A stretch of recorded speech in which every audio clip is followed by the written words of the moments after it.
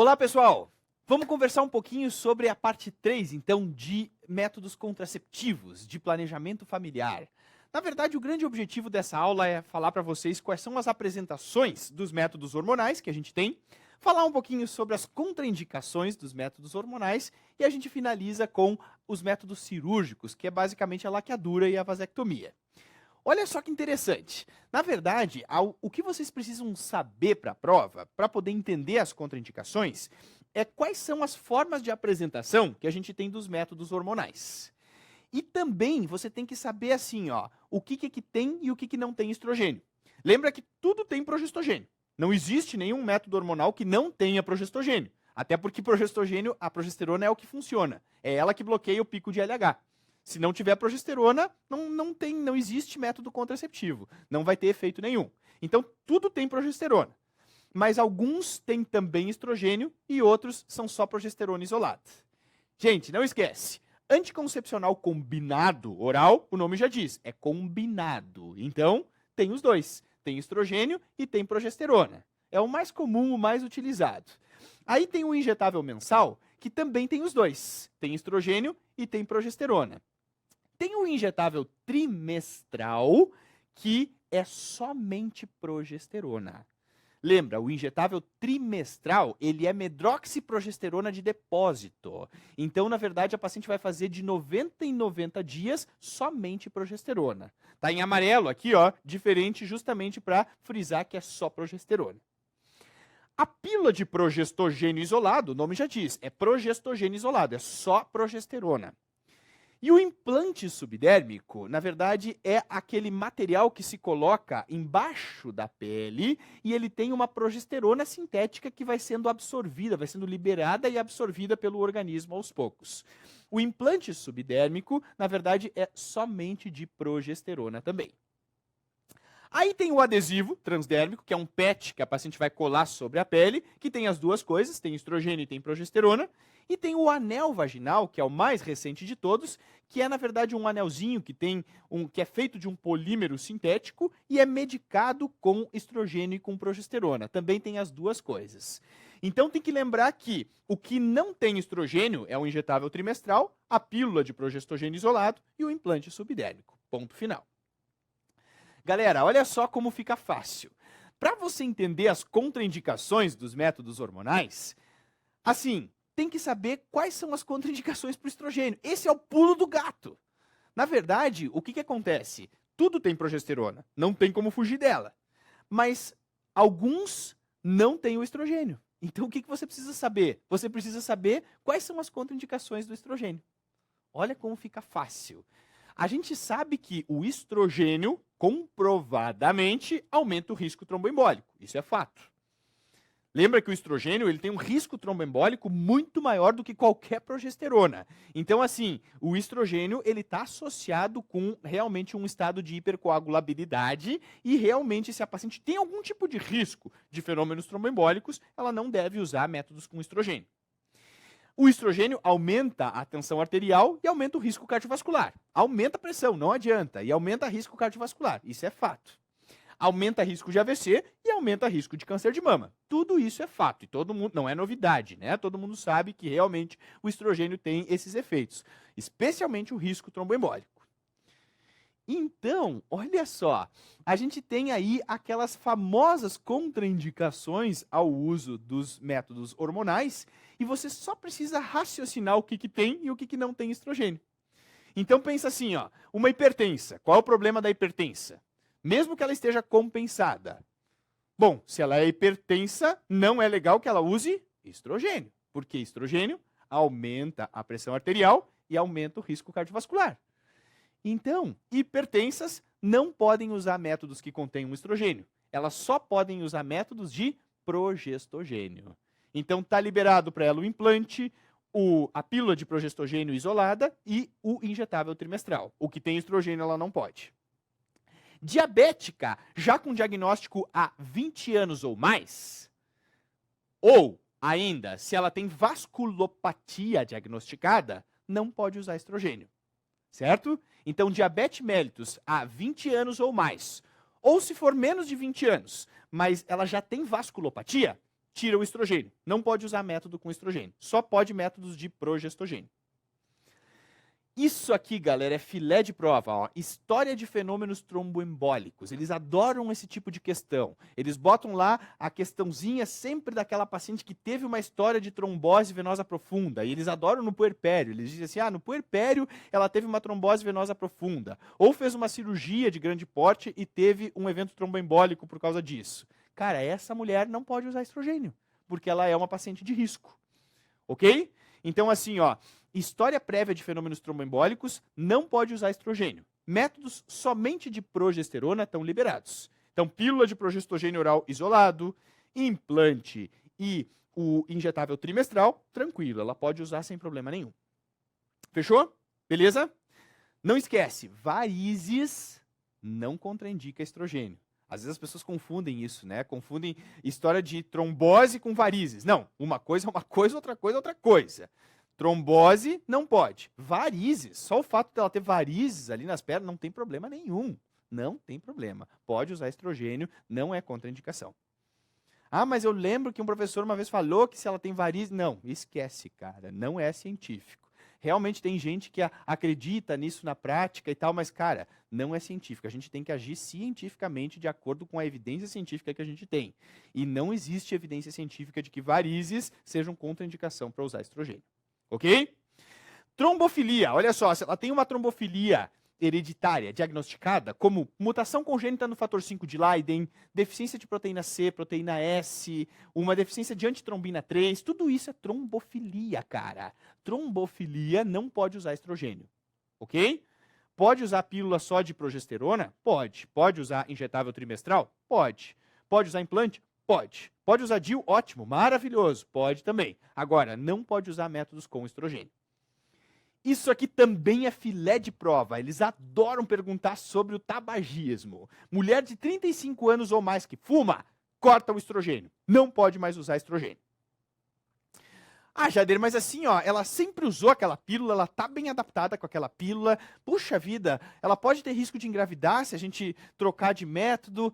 Não dá, infelizmente não dá. Tem que ficar atento isso. Isso não só na prova, como na vida também. Quem atende posto de saúde, você atendeu aquela paciente que toma pílula a vida inteira, fuma, diz que não vai parar de fumar. Realmente, elas fazem aquela cara, né? Pois é. É que eu já fumo há muito tempo, é difícil, né, doutora, sabe como é que é e tal. Então, assim, ó, se a paciente, ela quer continuar fumando com mais de 35 anos, tem que tirar o estrogênio. Ponto final. Simples assim.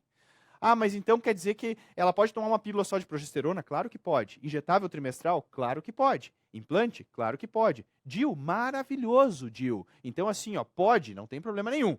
Tem que tirar o estrogênio. Ele é que vai ser o vilão da história. Por quê? Porque você tem o risco do estrogênio, mais o risco do cigarro, e aí tem um terceiro fator agora que é a idade. Isso tudo se multiplica e vira um coquetel molotov para ela fazer realmente aí um evento tromboembólico. Ok? Não esquece disso, porque isso vai cair na sua prova. Que mais, cara? Olha só, enxaqueca. Enxaqueca também cai muito em prova de concurso médico. Enxaqueca com aura é um fenômeno vascular. A enxaqueca com aura, que é aquela que tem, antes da crise de enxaqueca, aqueles sintomas neurológicos focais, sobretudo os sintomas visuais, ela tem um fenômeno vascular, maior risco de AVC. Então, não pode usar estrogênio. Quem tem enxaqueca com aura, não pode usar estrogênio. Tira o estrogênio dessa paciente. Ah, mas aí então ela vai ter que usar um DIU? Maravilhoso se ela quiser usar um DIU. Ela vai ter que usar uma pílula só de progestogênio? Pode. Um injetável trimestral? Pode. Implante? Pode também, não tem problema. O que não pode é usar estrogênio. Ok? Beleza? Câncer de mama. Câncer de mama também contraindica. Câncer de mama é uma neoplasia hormônio dependente. Então também contraindica usar realmente o estrogênio. Não só o estrogênio, como qualquer método hormonal, né? Então, câncer de mama, o método contraceptivo de quem teve câncer de mama é DIU. Definitivamente é DIU. E atenção, tem muita questão de prova que fala em história familiar de câncer de mama. História familiar de câncer de mama não viaja. Não contraindica usar método hormonal. Ah, a mãe teve câncer de mama e a irmã teve câncer de mama. E ela toma pílula e está preocupada. Não tem problema, não é contraindicação. A contraindicação é história pessoal, não é história familiar. Fechou? Beleza? Maravilha. Bom, Em relação à enxaqueca, só abrindo um parênteses aqui, porque está caindo bastante em prova de vocês, a enxaqueca com aura, então, como eu disse, não pode usar estrogênio. Definitivamente é formalmente contraindicado. Agora, se ela tem enxaqueca sem aura, aí a gente divide em relação à idade. Isso está começando a aparecer bastante nas provas. Eles gostam de detalhes, né? Então eles colocam assim, ó, olha, ela tem uma enxaqueca, só que na verdade não tem aura. Ela não tem aqueles sintomas neurológicos focais clássicos antes da crise enxaquecosa, e essa paciente, ela toma pílula. Se ela tem menos de 35 anos, beleza, não tem problema, pode usar estrogênio sem problema nenhum. Agora, lembra que o deadline é sempre os 35, né? Se ela fechou 35 anos, ó, aniversário de 35 anos, cara, não dá mais para tomar estrogênio. Porque mesmo sendo uma enxaqueca sem aura, ela vai ter risco de ter um AVC. Então, tira o estrogênio dessa paciente. Não dá. Tem que mudar para um método só de progestogênio ou para um método de barreira. Então, grava isso. Se é enxaqueca sem aura, mais de 35 anos ou mais, né, não pode usar estrogênio. Menos de 35, beleza. Outros tipos de cefaleia, tranquilo, pode usar sem problema nenhum, não tem nenhuma contraindicação para usar anticoncepcional. Grupos especiais. Galera, isso aqui cai bastante também. Adolescente. Então, especialmente então aquelas adolescentes até os 18 anos. Qual é o grande problema das adolescentes? Elas estão num momento que elas estão ganhando muito massa óssea. O pico de massa óssea da mulher é aos 30 anos, mas o momento em que ela mais ganha massa óssea é durante a adolescência. Então, assim, ó, se você prescrever para ela um anticoncepcional de ultra baixa dose, que são aqueles que têm 15 microgramas de etinil estradiol, você está dando menos estrogênio do que o ovário dela produziria fisiologicamente. Então, o que acontece? Essa paciente ganha menos massa óssea. E quando ela chegar lá no seu climatério, ela vai começar a fazer uma osteopenia e uma osteoporose muito cedo, e a chance dela fazer fratura é enorme. Então, olha só, você achou que fez um benefício para ela lá na adolescência e causou um dano lá na idade mais madura. Então, não pode usar pílula de ultra baixa dose. Isso era um conceito que se pensava antigamente, né, de que paciente adolescente deveria usar uma dose baixinha de hormônio. Não está errado, é o contrário. Paciente adolescente pode dar 35 microgramas de etinil estradiol, que é o melhor. Porque essa paciente tem que ganhar massa óssea, e o estrogênio é importante para ganhar, para ela acumular massa óssea. Mesma coisa o injetável trimestral. É realmente muito ruim, é uma tragédia você dar injetável trimestral, a medroxiprogesterona de depósito para uma adolescente de 15 anos. Porque a progesterona bloqueia a produção endógena de estrogênio. E aí, então, esse estrogênio faz falta para ela ganhar massa óssea. Então, não esquece, essa paciente vai ter uma osteoporose no futuro se ela ficar usando injetável trimestral quando ela é adolescente. Não prescreve anticoncepcional de microdose, nem injetável trimestral para adolescente.